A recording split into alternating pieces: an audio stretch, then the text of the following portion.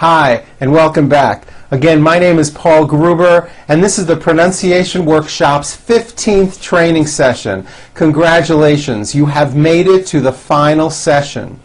In today's session, we will continue to incorporate everything that we have covered: consonants, vowels, intonation, phrase reductions, and word endings. As I told you earlier in the program, I recommend that you speak out loud when you are practicing this material, and also try to listen really hard to my pronunciation. Try to hear it when I voice my Z endings. Zzz.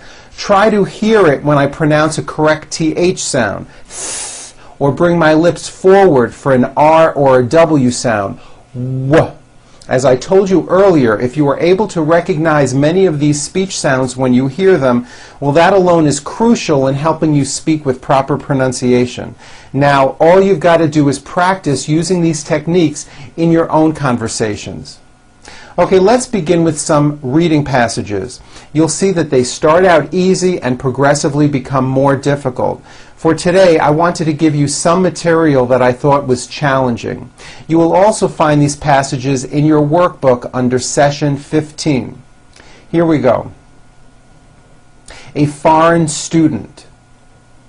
When a student from another country comes to study in the United States, he has to find out for himself the answers to many questions, and he has many problems to think about.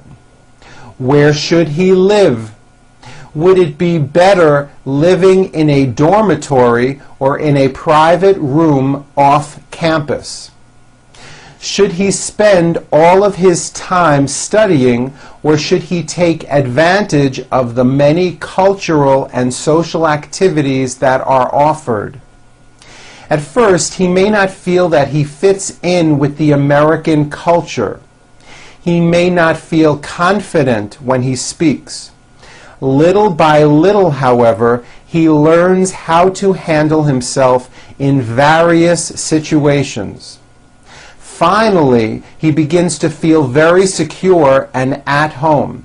Unfortunately, this long-awaited feeling doesn't develop suddenly. It takes time. Very good. Okay, the next paragraph is on volcanoes. Volcanoes are holes in the Earth's crust which allow molten rock to escape from beneath. The molten rock or lava may flow out gently, or it may be blasted high in the air with gas and ash in a violent explosion. There are 850 active volcanoes around the world. Do you know where these mountains of fire are found? 3/4 of them are found within a zone called the Ring of Fire. One edge of the zone stretches along the west coast of the Americas from Chile to Alaska. The other edge runs along the east coast of Asia from Siberia to New Zealand.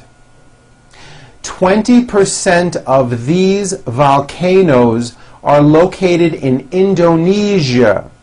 Other big groupings are in Japan, the Aleutian Islands, and Central America.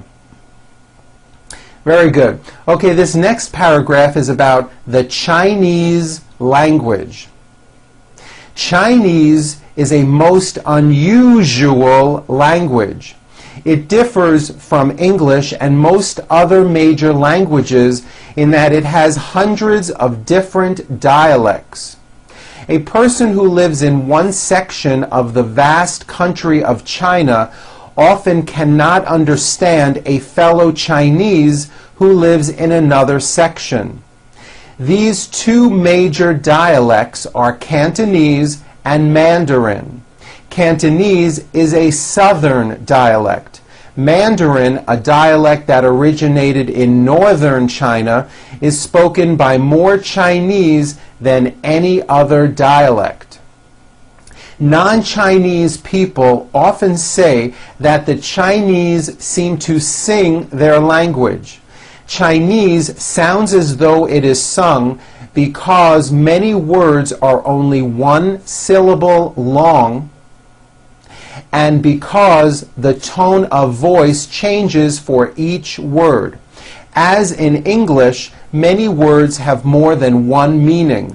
The speaker's tone of voice indicates each word's specific meaning. Even more fascinating than the variety of spoken sounds is the Chinese written language. It has no alphabet. Instead, it employs signs called characters. Each spoken word in the language is represented by a separate character. Originally, the characters were drawings that depicted the meanings of the words. But over the years, they have simplified, and most no longer look like the things they represent. Very good. Okay, this next paragraph is on the supercontinent. Around 100 to 150 million years ago, there may have been only one continent on our planet. At least that is what some Earth scientists have decided after years of research. If you look at the map of the world carefully, you can see that the present-day continents could be thought of as the pieces to a gigantic jigsaw puzzle. In your imagination, carefully put the pieces together to form the supercontinent. You will see that if you took away the South Atlantic Ocean and pressed South America and Africa together, they would fit very nicely. You could continue removing oceans and seas and put other parts of the world together quite easily until you get to those last two pieces of Australia and Antarctica. Scientists believe that the continents of Australia and Antarctica were once linked together. They may have split slowly off from the supercontinent and then separated from each other as recently as 40 million years ago. Very good. Okay, the video for this session continues on session 15, part B. Please go to that now. Session 15, part B. I'll see you there.